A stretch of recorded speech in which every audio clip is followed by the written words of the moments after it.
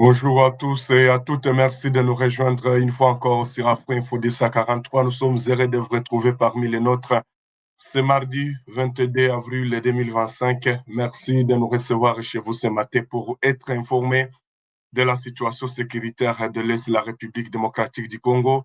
Vous êtes nombreux à nous suivre dans les 26 provinces de la République démocratique du Congo.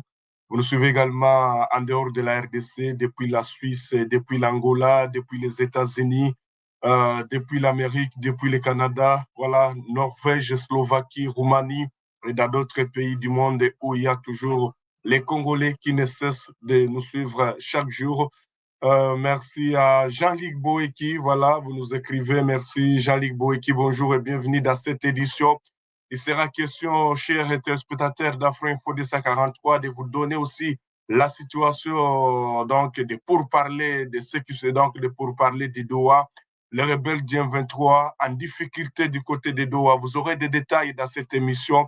En tout cas, selon RFI capté ce matin dans la partie est la RDC, les rebelles seraient en difficulté totale ou toujours les RDC est en train de malmener les rebelles, que ce soit dans les pourparlers de Doha, sur les terrains, les Ouazalendou se comportent très bien. On sera du côté de Massissi, où les combats s'intensifient, la tension est vive dans certains groupements, comme Bouabo, également du côté de Nyamabokode, où les Ouazalendou s'accrochent ou s'affrontent aux rebelles du M23 soutenus par à Kigali. Qu'est-ce que vous devez retenir d'abord de la situation sur les terrains, chers téléspectateurs? Vous devez retenir que le territoire de Massissi, nous sommes dans la province du Nord Kivu, a de nouveau été donc secoué par des combats intenses. Donc, c'est lundi, vous voulez dire ce mardi, 22 avril 2025. Vous devez retenir que des affrontements opposent les éléments du M23 soutenus par les Rwandais aux combattants Ouazalendo dans plusieurs localités, provoquant une vive inquiétude au sein de la population locale. Selon des informations recueillies par nos confrères de la radio Okapi, auprès des sources locales et des violents échanges, donc des violents échanges de tirs sont signalés dans les villages de Bibatama et Mungote, groupement Kibabi 2, ainsi que dans les villages de Louké, groupement Nyamabokode. Ces affrontements auraient duré une grande partie donc, de la journée, donc du lundi à ce mardi 22 avril 2025. C'est mal à panique parmi les habitants, alors que les Ouazalendo poursuivent aussi les contre-attaques contre les rebelles du M23 qui ne cessent d'attaquer leurs positions. Aucun bilan officiel des victimes ou des pertes matérielles n'est encore disponible pour l'instant. Toutefois, plusieurs témoins font état d'un exode massif des populations civiles vers les zones supposées plus sûres. Des centaines de familles auraient fui leur foyer, abandonnant leurs biens dans la précipitation selon plusieurs sources toujours. Donc, parallèlement à ces combats, des sources locales dénoncent des cas des pillages par les rebelles du M23, alors que les combats sont étanches du côté de Nyamaboko 2, donc également dans le groupement de Kibabi. Voilà, laisse-moi vous dire que Kibabi n'est pas aussi loin des Rubaya. Une fois les Ouazalendo récupérés, en tout cas, l'entièreté de ces groupements Kibabi, ils pourraient même arriver à Rubaya, pourquoi pas déloger les rebelles du M23 qui se trouve dans la cité de Rubaya, où ces rebelles sont en train d'exploiter les minéraux donc, de la RDC illégalement. Vous devez retenir que les combats sont étanches toujours sur les différentes lignes. C'est par exemple également ce matin, nous l'apprenons que les combats sont étanches dans le territoire de Lubero, dans la partie sud du territoire de Kirumba. Voilà, donc Kirumba, c'est dans le territoire de Nyiragongo, alors aux extrémités du lac Édouard, dans le village qu'on appelle les Kamans du Gite, où les Ouazalendou s'affrontent aux rebelles du M23 soutenus par les Rwandais. On signale que les combats ont débuté vers 5 heures du matin. Une contre-attaque des Ouazalendo qui poursuivent toujours, voilà, une contre-attaque des Ouazalendo sur les M23 qui continuent à provoquer aussi les Ouazalendo, alors que les Ouazalendo sont à la première ligne de position du côté du territoire de Lubero comme dans d'autres territoires. On sait qu'il y a toujours une intensification des combats entre les Ouazalendo et les rebelles du M23 soutenus par les Rwandais, alors qu'un calme précaire est observé dans les territoires de Rutshuru, plus précisément dans le groupement de Bukombo, où donc ça fait une semaine qu'il n'y a pas eu des affrontements entre les rebelles du M23 soutenus par les Rwandais, alors que sur l'axe Kiwanja vers Nyamilima, pas d'affrontement signalé. Alors, dans la deuxième édition, on va revenir sur la situation de Nyangezi, Bukavu, vous voulez dire de Nyangezi, axe Nyangezi vers Busimba. Alors, nous serons également du côté des Camagnola. On nous signale que plus tard, hein, c'était aux environs de 22 heures où nous avions reçu donc des alertes que les rebelles du M23 s'affrontaient au Ouazalendo du côté des Camagnola, alors que d'autres combats étaient signalés du côté des Nyangezi. Je vais revenir dans les heures qui suivent pour vous donner les informations de cet axe. Vous le savez très bien que les combats sont intenses ces derniers temps aussi dans la province du Sud Kivu, plus précisément dans la partie sud, également dans la partie nord.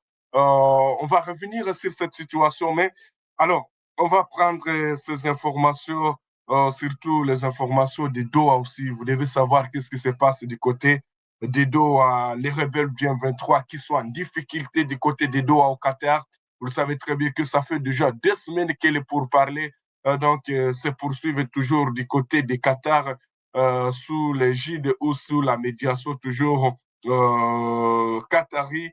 Qu'est-ce qui se passe, chers téléspectateurs, du côté du Qatar? Vous devez retenir que selon les informations de nos confrères de la Radio France Internationale captée à Goma, dans l'Est de la République démocratique du Congo, c'est mardi 22 avril 2025. On nous signale qu'à Doha, la question Kabila et les termes groupe terroriste crisp donc les discussions. Voilà donc du côté de Doha aussi les termes Kabila est à la table. Qu'est-ce qui va se passer du côté de Doha? On nous signale que les délégations congolaises et celles des rebelles d'IM23 soutenues par le Rwanda sont à Doha. Ça fait déjà depuis près de 2 semaines.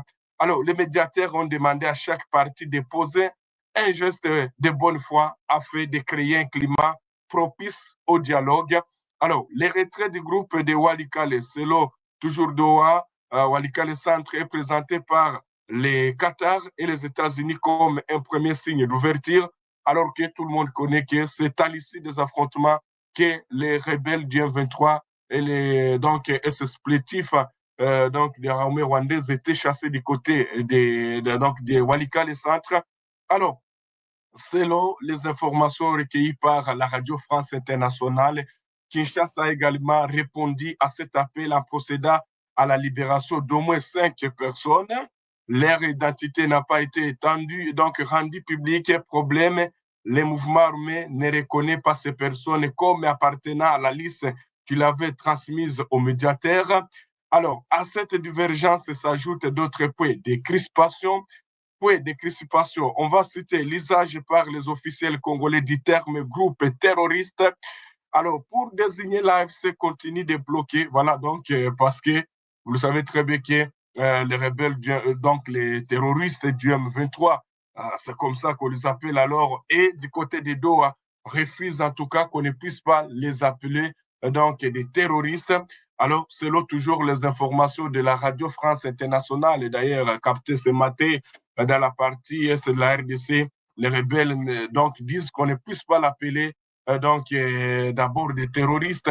Alors, ce qui bloque, c'est le RFI, pour parler aussi les discussions, selon plusieurs sources diplomatiques, hein, contactées par RFI. Un autre élément de tension concerne les poursuites judiciaires engagées contre Joseph Kabila. Les mouvements AFCM 23 estiment que cette affaire est contraire aux mesures de confiance censées faciliter les négociations. Alors, de son côté, l'entourage de Joseph Kabila n'a pas réagi à ces accusations, mais affirme que l'ancien président agit en homme de paix et qu'il poursuivra ses consultations dans la région, notamment avec des chefs d'État afin de contribuer à une solution à la crise qui s'écoulait sur la République démocratique du Congo.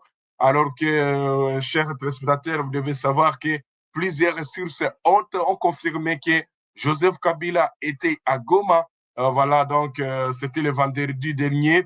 Alors, et qu'il a retourné vers Namibie. Alors, d'autres sources refuse, nie toujours que Joseph Kabila n'a jamais été à Goma, alors que d'autres sources confirment que Joseph Kabila était à Goma et qu'il est rentré hier du côté de Namibie.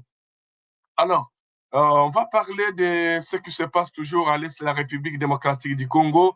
Il y a une nouvelle enquête qui suggère que les négociants européens, Traxxas, achètent des minéraux des conflits en République démocratique du Congo.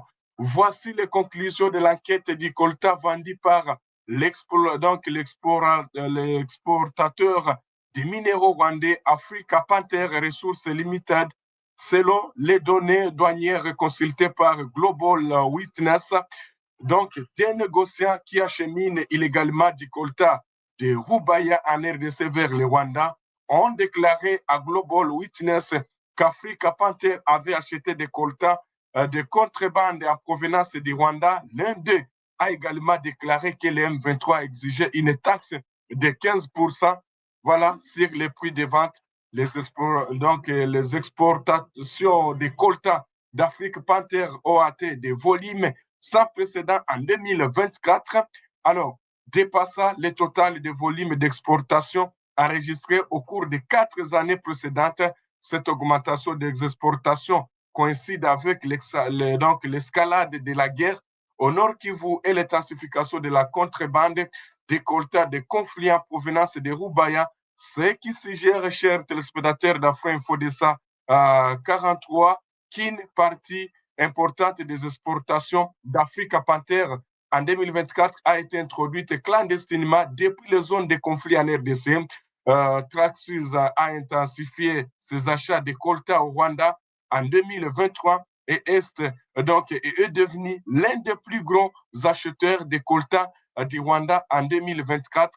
Vous devez retenir qu'en 2023, il était déjà clair que les coltans de conflit de la région de Masisi étaient régulièrement introduits en contrebande dans les pays et blanchis dans les chaînes d'approvisionnement selon les experts des Nations Unies.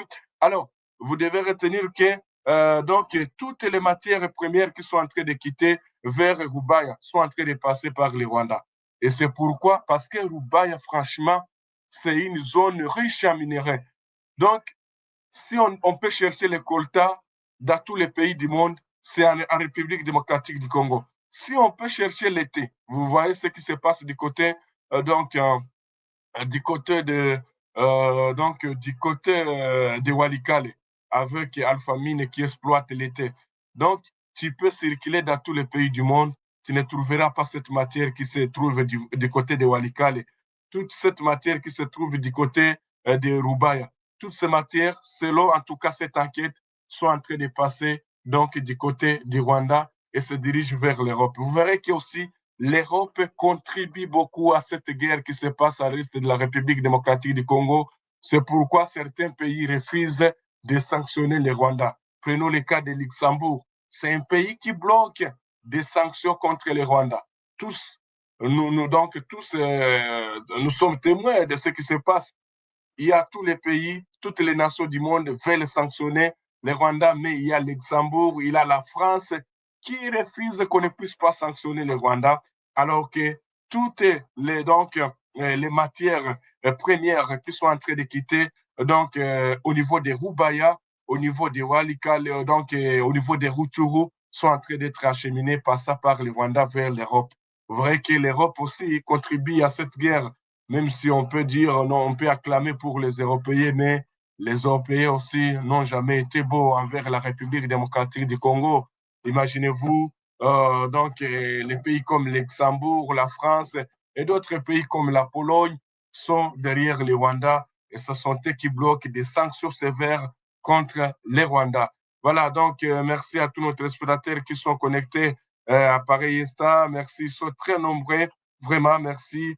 On va prendre aussi cette information, chers téléspectateurs d'Afro Info de 143. Vous le savez très bien que du côté toujours de Kinshasa, il y a le député national Augustin Matata Pogno a annoncé la suspension de sa participation aux audiences de la Cour constitutionnelle où il est poursuivi dans une lettre adressée au président de la Cour, reçue ce lundi le président de LGD, Libération et Développement, s'appuie sur la position de l'Assemblée nationale exprimée par son président concernant donc les poursuites engagées contre un parlementaire. En tout cas, il a refusé qu'il ne se présentera plus aux audiences donc, de la Cour constitutionnelle. Voilà, c'est ce que donc, Matata Pogno a déclaré. Alors, chers téléspectateurs d'Afro Info de 143, on va parler de cette information. Ça va vous faire rire, mais c'est vrai. De ce qui s'est passé à Goma. Voilà, donc vous savez très bien que à Goma, c'est que vous connaissez, la ville est sous occupation des rebelles du M23 soutenus par le Rwanda. Alors, des bandits non autrement identifiés ont volé plus d'une cinquantaine de motos dans un dépôt du marché Kaimbe. Voilà, donc vous devez retenir que le marché Kaimbe se trouve donc, au niveau des quartiers Birere. Quartier Birere, c'est à la limite avec le Rwanda. Donc, il y a la petite barrière, également, il y a vers la grande barrière. Alors, dans ce marché de Kaimbe, on va donc les bétails, les motos, vous connaissez les motos. Alors, on a volé une cinquantaine de motos dans un dépôt du marché Kaimbe dans la ville de Goma. Nous sommes dans la province du Nord Kivu, à la frontière congolo-rwandaise, dans la nuit du dimanche à hier, lundi 21 avril 2025.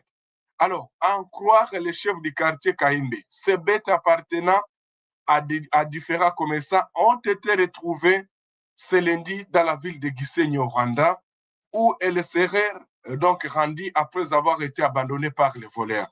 Imaginez-vous, tous les biens qu'on est en train de voler sont retrouvés au Rwanda.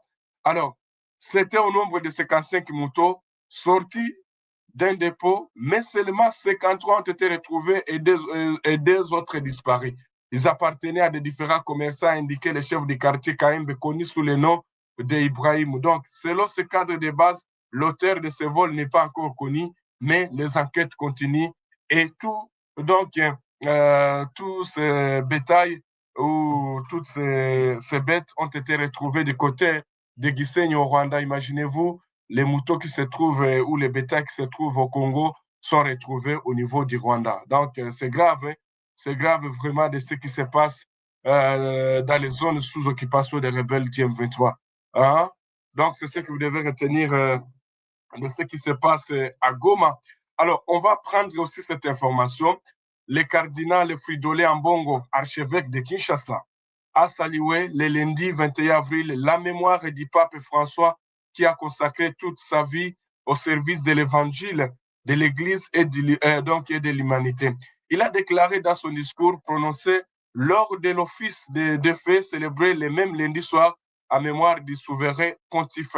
Alors, et comme nous sommes en train de parler de la mort du pape François de l'Église catholique romaine, alors on va parler aussi de cette information en ce qui concerne toujours les papes.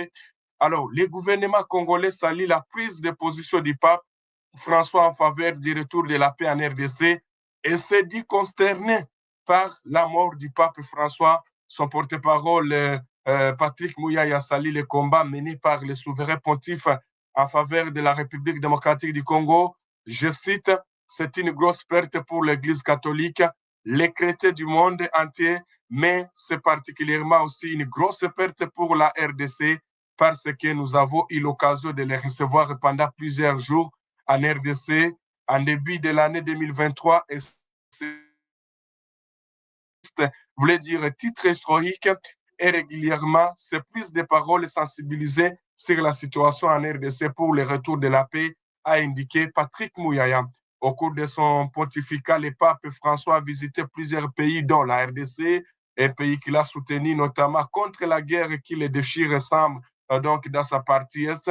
Outre les prières pour le retour de la paix, il a fait montrer donc d'un engagement constant visant à soutenir la paix, la justice et le développement dans ces pays, opposés au colonialisme économique de l'Afrique. Donc, les saints pères de l'Église catholique avaient adressé le 30 janvier 2023 à Kinshasa un message clair aux multinationales: retirez vos mains de la République démocratique du Congo.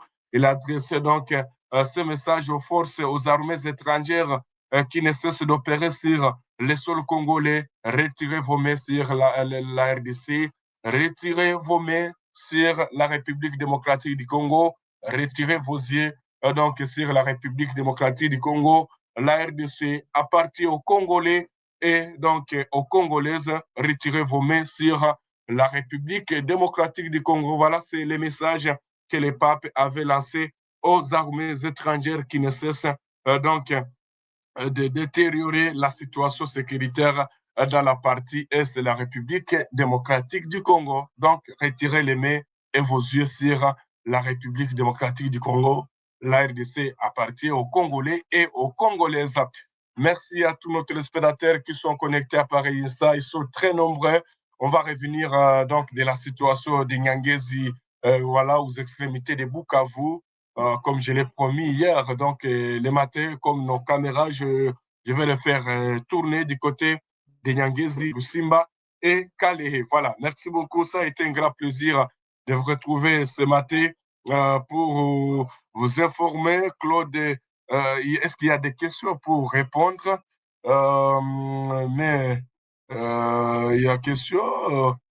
Mais pourquoi les Rwandais sont comme ça, des grands voleurs, Seigneur mon Dieu? Voilà, la patrouille, la mort. Donc, merci. Oui, Kabila soit venu à Gaulle, voilà, qui Kabila soit venu, qu'est-ce que tu voulais dire?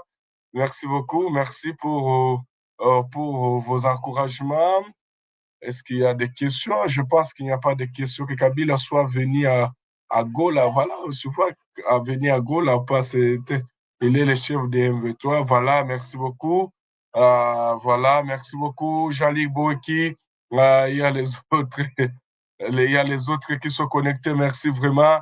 La RDC doit porter plainte contre toutes les entreprises qui achètent les minerais de contre-bandes. Voilà, merci beaucoup, Élisée Kinankazi. Merci beaucoup. La RDC doit porter plainte contre toutes les entreprises qui achètent donc des minerais clandestinement.